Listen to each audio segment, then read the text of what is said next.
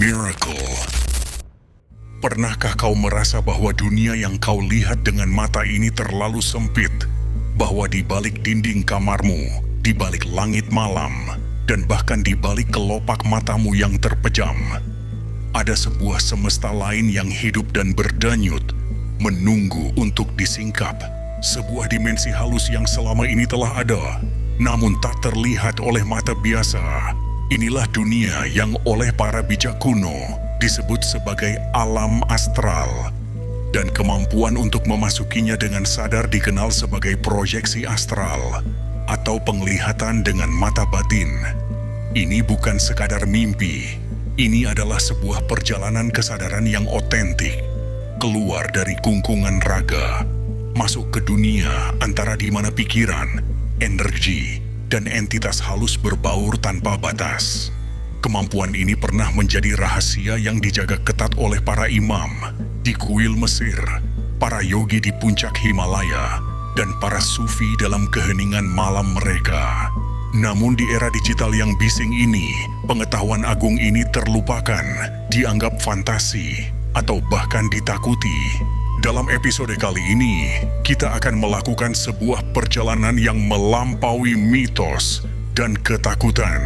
Kita akan menelusuri akar sejarahnya yang tersembunyi, membedah peta tubuh halus dan tali perak yang menjadi penghubung sakral, memahami gerbang senjakala kesadaran sebagai pintu masuknya, dan yang terpenting, menyingkap ujian batin terdalam yang menanti setiap penjelajah di ambang batas dimensi. Rahayu, salam damai untuk seluruh semesta. Selamat datang kembali di Sense of Miracle. Jika jiwa Anda merasakan panggilan untuk mengingat kembali kemampuan purba ini, tekan tombol subscribe dan nyalakan loncengnya, karena perjalanan untuk menyaksikan realitas dengan mata jiwa dimulai saat ini. Babak pertama, gema dari zaman yang terlupakan. Jauh sebelum manusia modern memetakan dunia fisik, para leluhur kita telah memetakan dunia non-fisik. Penglihatan astral adalah warisan tersembunyi dari peradaban-peradaban besar. Di Mesir kuno, para imam tidak hanya mempersiapkan Fir'aun untuk kehidupan setelah mati. Mereka sendiri selagi masih hidup, melatih kemampuan untuk keluar dari tubuh dan menjelajahi alam dua dunia bawah yang kompleks, yang harus dilalui jiwa untuk mencapai keabadian. Kitab Kematian Mesir pada dasarnya adalah sebuah peta astral, sebuah panduan agar jiwa tak tersesat di antara bintang-bintang. Di India kuno, Upanishad dan teks-teks yoga berbicara tentang sukshma sharira atau tubuh halus yang dapat meninggalkan raga melalui sushumna nadi, saluran energi utama di tulang punggung. Bagi mereka, ini bukanlah keajaiban, melainkan sebuah ilmu pasti tentang kesadaran. Dalam tradisi sufi, pengalaman ini disebut basirah, melihat dengan cahaya batin. Sang sufi agung, Ibnu Arabi, menulis bahwa mata hatimu adalah cermin tempat Tuhan memantulkan rahasianya. Bahkan di barat, tradisi hermetik dan gnostik menyebutkan bahwa tubuh manusia memiliki lapisan-lapisan. Dan dengan melepaskan kesadaran dari lapisan terluar, jiwa dapat memasuki pleroma, ruang terang ilahi yang tak terbatas.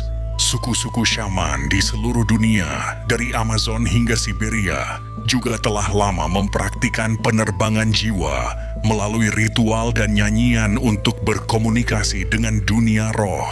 Lalu mengapa pengetahuan universal ini seolah lenyap? Karena kemampuan ini membebaskan. Ia tidak memerlukan perantara, tidak tunduk pada dogma, dan tidak bisa dikendalikan oleh otoritas luar. Penglihatan astral adalah kedaulatan mutlak atas pengalaman spiritual dan sistem dunia yang dibangun di atas kontrol tidak bisa mentolerir kebebasan semacam itu. Babak kedua, peta tubuh halus Tali perak sakral. Sebelum melakukan perjalanan, seorang penjelajah harus mengenal kendaraannya. Dalam proyeksi astral, kendaraan kita adalah tubuh astral atau sukshma sharira. Tradisi esoteris mengajarkan bahwa kita tidak hanya memiliki satu tubuh, melainkan beberapa lapisan tubuh energi yang saling menembus. Dari tubuh fisik, tubuh eterik, cetak biru energi, tubuh astral, wadah emosi dan keinginan, tubuh mental, wadah pikiran, dan seterusnya. Proyeksi astral adalah saat di mana kesadaran yang berpusat di tubuh astral memisahkan diri dari tubuh fisik dan eteriknya. Namun bagaimana agar kita tidak tersesat? Disinilah sebuah konsep kuno yang sangat penting hadir. Tali perak atau sutratma. Tali perak adalah sebuah untayan energi elastis yang bersinar, yang menghubungkan tubuh astral dengan tubuh fisik. Ia seringkali terlihat keluar dari area kepala, dada, atau pusar. Tali ini memastikan bahwa sejauh apapun Anda menjelajah, Anda akan selalu terhubung dengan raga Anda dan bisa kembali dengan selamat. Tidak ada seorang pun yang bisa memotong tali ini kecuali saat kematian alami tiba. Memahami adanya tali perak adalah langkah pertama untuk mengatasi ketakutan terbesar para pemula. Babak ketiga, gerbang senjakala kesadaran. Bagaimana kita membuka pintu menuju dimensi ini? Pintu masuk yang paling alami bukanlah melalui ritual yang rumit, melainkan melalui sebuah fase yang kita alami setiap hari. Keadaan antara bangun dan tidur, yang dikenal sebagai kondisi hipnagogik. Di momen inilah, saat tubuh fisik mulai terlelap namun kesadaran masih terjaga, celah tipis menuju alam astral terbuka. Di sini, banyak orang melaporkan sensasi-sensasi awal. Keadaan vibrasi, tubuh terasa bergetar hebat, seolah dialiri listrik. Ini bukan getaran fisik, melainkan persepsi kesadaran saat frekuensinya meningkat, melepaskan diri dari frekuensi tubuh fisik yang lebih padat. Suara-suara aneh, sering terdengar suara berdengung, menderu, atau bahkan seperti angin kencang. Ini adalah suara dari energi halus yang biasanya tidak terdengar oleh telinga fisik. Kelumpuhan tidur, tubuh terasa kaku dan tidak bisa digerakkan. Ini adalah mekanisme alami tubuh untuk mencegah kita bergerak secara fisik saat sedang bermimpi atau berproyeksi. Disinilah ujian pertama datang. Banyak orang panik saat mengalami sensasi ini dan memaksa diri untuk bangun. Padahal, ini adalah tanda bahwa prosesnya sedang dimulai. Kuncinya adalah tetap tenang, pasrah, dan membiarkan proses itu terjadi. Daripada melawannya, gunakan niat Anda. Bayangkan diri Anda perlahan-lahan menjadi ringan dan mengambang ke atas. Atau bayangkan ada seutas tali di atas Anda, dan tariklah diri Anda ke atas dengan tangan astral Anda. Babak keempat, navigasi di samudra astral. Begitu berhasil memisahkan diri, Anda akan menemukan bahwa hukum fisika tak lagi berlaku. Anda bisa menembus dinding, terbang secepat pikiran, dan mengunjungi tempat-tempat yang jauh dalam sekejap. Namun, alam astral bukanlah satu, yaitu sebuah spektrum kesadaran yang luas dengan banyak lapisan atau sub-bidang. Secara umum, ia terbagi menjadi astral bawah. Lapisan ini paling dekat dengan dunia fisik dan sering kali terasa padat, kelam, dan kacau. Ia adalah tempat di mana emosi-emosi negatif seperti ketakutan, kemarahan, dan keserakahan berkumpul. Seseorang dengan getaran batin yang rendah seringkali tertarik ke lapisan ini, astral tengah. Ini adalah wilayah yang luas dan beragam, penuh dengan bentuk-bentuk pikiran, lanskap-lanskap impian, dan berbagai macam entitas. Pengalaman di sini sangat dipengaruhi oleh isi pikiran dan perasaan si penjelajah. Astral atas. Ini adalah alam cahaya, keindahan, dan harmoni. Disinilah sering dilaporkan adanya taman-taman surgawi, perpustakaan pengetahuan agung, Akashic Records, dan kuil-kuil cahaya. Untuk mencapai lapisan ini, dibutuhkan niat yang murni dan getaran batin yang tinggi. Ingatlah prinsip paling fundamental, getaran menarik getaran. Apa yang ada di dalam hatimu akan menentukan realitas yang kau temui di luar. Jika hatimu dipenuhi ketakutan, maka pengalamanmu akan berwarna kelabu. Jika hatimu dipenuhi cinta dan niat tulus, alam astral akan membukakan keajaibannya. Babak kelima, Sang Penjaga Ambang dan Ujian Batin. Terdalam.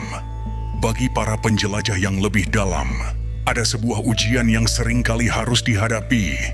Tradisi esoteris menyebutnya pertemuan dengan Sang Penjaga Ambang atau Dweller on the Threshold. Sang penjaga ini seringkali muncul sebagai sosok yang mengerikan dan menakutkan. Ia bukanlah iblis dari luar. Ia adalah personifikasi dari seluruh sisi gelap kita yang tertekan. Semua ketakutan, trauma, rasa bersalah, dan keegoisan yang telah kita kumpulkan sepanjang hidup. Ini adalah bayangan diri kita yang telah diberi wujud. Tujuannya bukanlah untuk menghancurkan kita, tetapi untuk menguji kita. Apakah kita akan berani menghadapinya dengan penerimaan, cinta, dan pemahaman, menyadari bahwa ia adalah bagian dari diri kita yang terluka dan butuh disembuhkan? Hanya dengan menghadapi dan mengintegrasikan Sang Penjaga inilah, seseorang bisa benar-benar merasa bebas untuk melangkah ke alam spiritual yang lebih tinggi. Ini adalah ujian inisiasi yang paling berat, namun juga yang paling transformatif. Kini kita memahami bahwa proyeksi astral bukanlah sebuah trik psikis untuk hiburan. Ia adalah sebuah jalan spiritual yang agung, sebuah universitas bagi jiwa. Ia mengajarkan kita secara langsung bahwa kita bukanlah tubuh ini. Ia menelanjangi semua ilusi kita dan memaksa kita untuk bertanggung jawab atas getaran batin kita sendiri. Seperti yang dikatakan para sufi, barang siapa mengenal dirinya, maka ia mengenal Tuhannya. Di samudra astral, kalimat ini menjadi pengalaman langsung. Semakin dalam kau menjelajah, semakin kau sadar bahwa penglihatan ini bukan tentang melihat dunia lain, tetapi tentang melihat ulang dirimu sendiri dengan mata kosmik. Kau tidak lagi hanya menjadi pengamat, kau menjadi bagian dari rahasia itu sendiri, dan rahasia itulah yang selama ini memanggilmu. Dalam mimpi, dalam hening, dalam rasa rindu yang tak bisa dijelaskan. Rahayu.